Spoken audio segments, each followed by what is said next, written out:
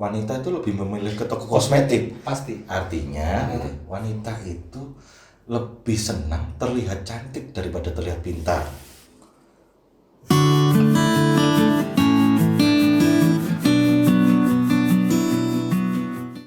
Cinta itu sendiri menurut Bapak apa? Cinta itu? Cinta sendiri. Cinta itu adalah satu hal yang tanpa kita merasa memiliki, tapi dia selalu ada.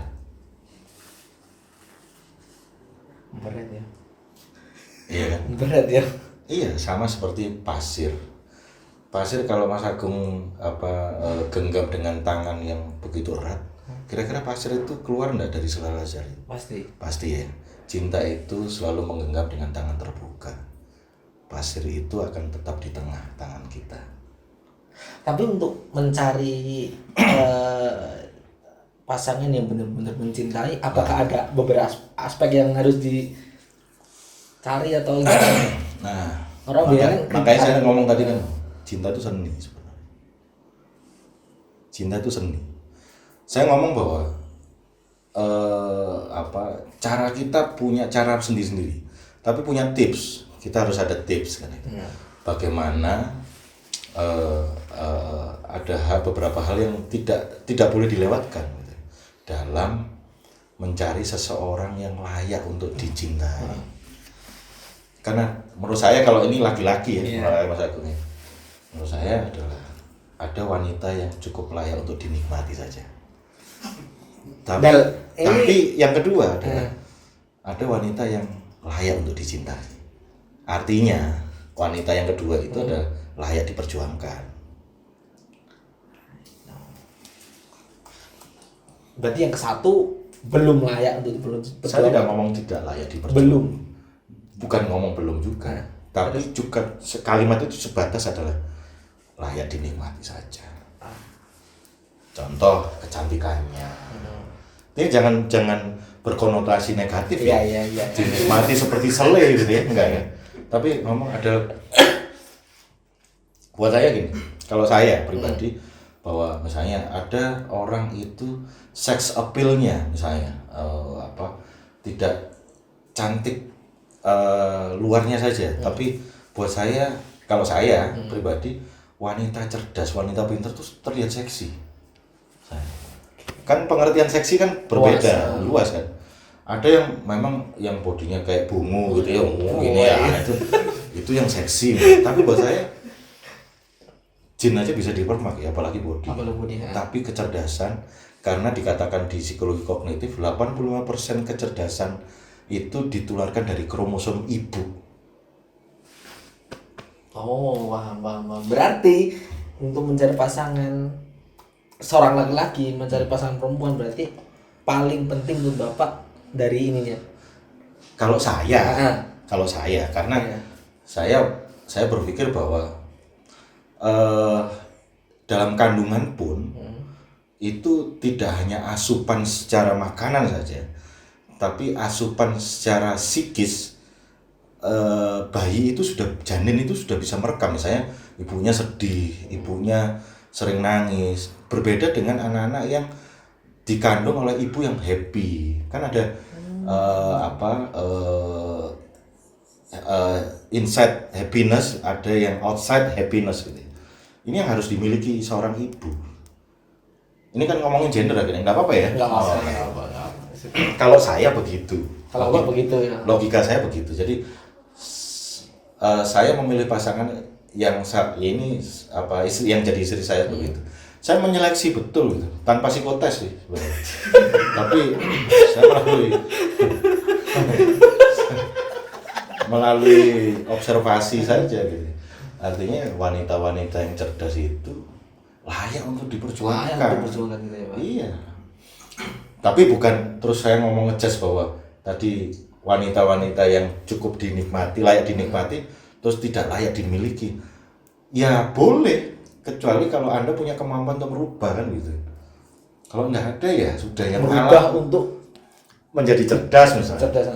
Karena patokan saya ya 85% kromosom kecerdasan itu diturunkan dari ibu ibunya sendiri gitu ya. Jadi gini Mas Agung, rahim itu suci, ya kan?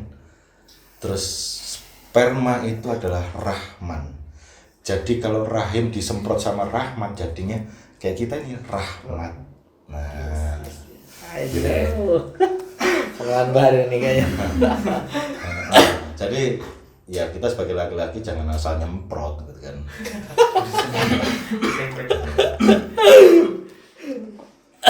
Iya, tapi gini Pak, tips-tips aja deh, tips-tips dari Bapak untuk seorang laki-laki yang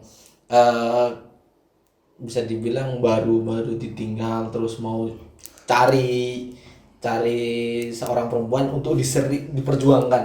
Oke. Pertama, nah ini tips nih dari saya. Tips ini ya. Wanita itu katanya begini. Kalau Jung mengatakan gitu, tokoh psikologi ngomong bahwa wanita kalau disuruh milih masuk ke toko kosmetik atau toko buku, wanita itu lebih memilih ke toko kosmetik. Pasti. Artinya gitu, wanita itu lebih senang terlihat cantik daripada terlihat pintar. Ya. Pemirsa Alisa kalau mau menyangkal boleh nulis buku, nyangkal bukunya Jung yang mengatakan bukan saya. Ini saya juga cuman menyadur saja jadi dari bukunya Jung. Artinya begini, logika saya begini. Tipsnya adalah wanita itu selalu berpikir dengan hati, dengan perasaan, secara afektif mereka berpikir. Artinya begini, setiap bulan emosional wanita selalu fluktuatif. Iya. Karena ada proses pergantian hormon, menstruasi dan sebagainya. Nah, wanita-wanita hebat. Kenapa saya satu kriteria saya ngomong tentang wanita cerdas? Karena wanita yang cerdas itu wanita yang mampu mengelola emosinya. Mampu mengelola emosi. Iya, makanya saya ngomong layak diperjuangkan. Contoh, ini ngomong bahwa saat misalnya laki-laki itu pulang kantor nih, capek, terus istrinya yang tidak mampu mengelola emosionalnya, marah-marah, tidak pada waktu yang tepat.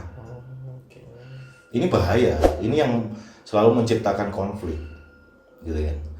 Ini enggak perlu sampai komitmen, sampai kegairahan sudah putus tengah jalan kayak layang-layang gitu ya. Nah, itu yang perlu disadari gitu. Artinya bahwa saat kita ngomong bahwa laki-laki itu juga butuh ketenangan gitu kan. Makanya saya ngomong bahwa tips pertama adalah carilah wanita yang selalu pandai mengelola emosinya. Pandai mengelola emosi. Siap. Terus yang kedua Pak. Yang kedua adalah kita ngomong bahwa dari sisi komunikasi, carilah pasangan yang mampu menciptakan suasana yang happy di antara kesedihannya. Bisa membuat suasana happy. Karena apa? Saya berpikir begini. Ada penjelasan secara psikologis bahwa wanita itu korteksnya ini 15 mili lebih tebal. Artinya bahwa wanita punya kemampuan untuk melakukan segala hal dalam satu waktu. Multitasking lah. Multitasking. Oke. Laki-laki itu tidak bisa. Iya benar. Laki-laki ke contoh gini. Kita main HP, main game, dipanggil sama pasangan kita udah 3 kali baru nengok. Iya. Gitu kan. Nah, carilah wanita yang memang mampu menciptakan komunikasi yang efektif dalam relationship. Artinya gini, buat saya wanita ini nanti kalau sudah jadi jadi istri, ini adalah sebenarnya manajer yang ngatur jadwalnya anak-anak, yang ngatur jadwalnya suaminya dan menyiapkan apapun. Nah, ini jadi nilai ibadahnya di sana wanita. Karena menurut saya begini, wanita masih single belum menikah nilai value-nya wanita itu cantiknya adalah dari ketegasannya, keasertifannya terhadap dirinya sendiri maupun orang lain. Tapi saat menikah, value-nya adalah bagaimana dia taat atau taktim sama suaminya. Nah, makanya yang kedua adalah carilah wanita yang mampu menciptakan komunikasi yang efektif. Itu yang kedua. Ya. Oke. Yang ketiga? Yang ketiga baru kita agak jauh sedikit. Kita melihat bagaimana konsep komunikasi atau relasinya dengan keluarganya, orang tuanya, terus saudaranya mungkin, bagaimana dia. Kita melihat bagaimana empatinya dia ke keluarganya. Itu Mas Agung. 3 saja cukup. 3 saja cukup untuk mencari seorang pasangan yang tepat. Tapi kalau menurut agama kan ada 4 gitu ya. Carilah yang wanita yang paling cantik di antara yang cantik. Iya. Kenapa? Ya itu tadi. Supaya kamu tidak nengok-nengok gitu kalau sudah usia pernikahanmu lebih dari 10 tahun kan gitu. Terus yang kedua adalah bagaimana nilai ibadahnya. Artinya bahwa motivasi untuk belajar tentang ajarannya bagaimana. Nah, yang ketiga itu adalah, kalau di agama kan ngomong bahwa yang ketiga itu adalah dari turunannya siapa. Yang keempat baru hartanya. Harta itu bukan berarti kita itu laki-laki matre, karena pernikahan di dalam perspektif agama itu ada pernikahan itu yang mampu mengangkat atau memberi penghargaan satu sama lain biar tidak timbul fitnah. Kalau perspektif kultur Jawa, bobot bibit bebet, nah kan gitu ya. Makanya Nabi ngomong, ditanya sahabatnya, ya Nabi,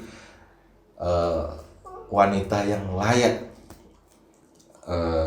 dinikahi itu seperti apa? Itu turun 4 perkara tadi. Tapi Nabi ngomong sebelumnya intipen. Bukan diintip itunya, beda ya, diintip pas jangan konotasi negatif. Intipen lihat ke 4 perkara tadi. Kalau kultur 3 tadi. Kalau tips dari saya 3 tadi. Yang terakhir Pak, ini. Oke. Kan kebanyakan anak muda sekarang berpacaran pasti ke arah yang negatif. Nah, pesannya Bapak untuk anak-anak muda yang kelakuan ke pacarnya ini lebih ke negatif, itu apa Pak? Pesan-pesan untuk anak-anak laki-laki lah, biar mereka sadar. Saya sebelum memberi pesan, saya pengen tahu negatif itu seperti apa kan gitu. Karena perspektif negatif ini, saya pikir dia itu tadi, kebenaran itu relatif. Dulu itu gandengan tangan sudah tabu gitu. Nah, sekarang negatif itu seperti apa Mas Agung? Yang gini Pak, yang melakukan suatu hal yang belum waktunya. Maksudnya ini kelakuan yang seharusnya dilakukan waktu sudah nikah, tapi sudah didulukan waktu pacaran. Ya, making love. Ya. Bahasa Inggrisnya, bahasa Jawanya kentu. Jadi padahal udah mencoba untuk yang halus itu. Nah, ini edukasi. Edukasi. Iya, karena gini, edukasi. Jadi kalau di beberapa jurnal itu di Amerika bahwa ada anak-anak yang akhirnya menyebut kemaluan laki-laki atau perempuan disimbolkan dengan bentuk yang lain, itu sampai dewasa mereka akhirnya membuat itu candaan, tidak ilmiah. Tapi kalau memang dari kecil itu akhirnya dijelaskan ini penis, ini vagina, mereka tetap ilmiah sampai dewasa.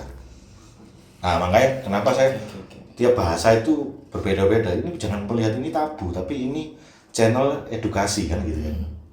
Tadi ada making love, perbedaan bahasa saja, ada Jawa kentu itu sama. Nah, itu bahasa, gaya bahasa saja. Tapi bagaimana persepsi orang itu kan, ya itu isi otak orang gitu. Nah, makanya saya jelaskan hal yang negatif. Pesan saya begini.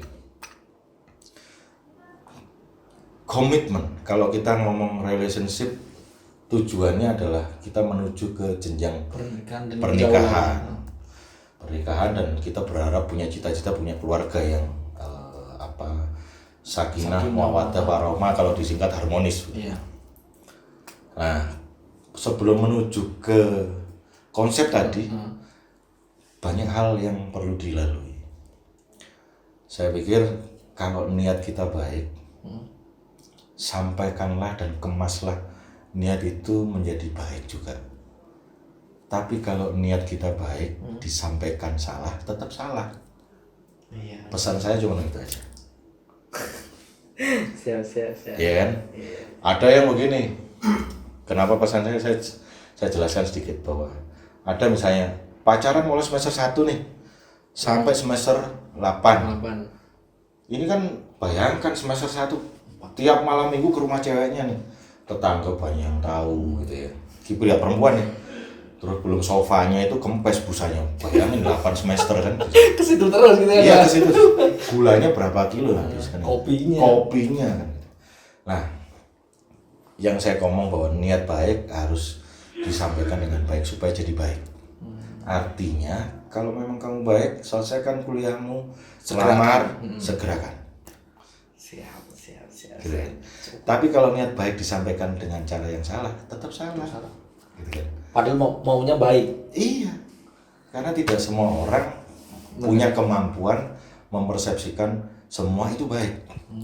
Iya benar. Gitu aja Mas Agus. Oke. Oke. Untuk teman-teman semua, itu tadi pembicaraan kita tadi sama Bapak Bimo. Untuk teman-teman bisa bisa komen kalau ada beberapa pertanyaan yang ingin ditanyakan. Untuk pembicaraannya saya akhiri sampai di sini. Assalamualaikum warahmatullahi wabarakatuh.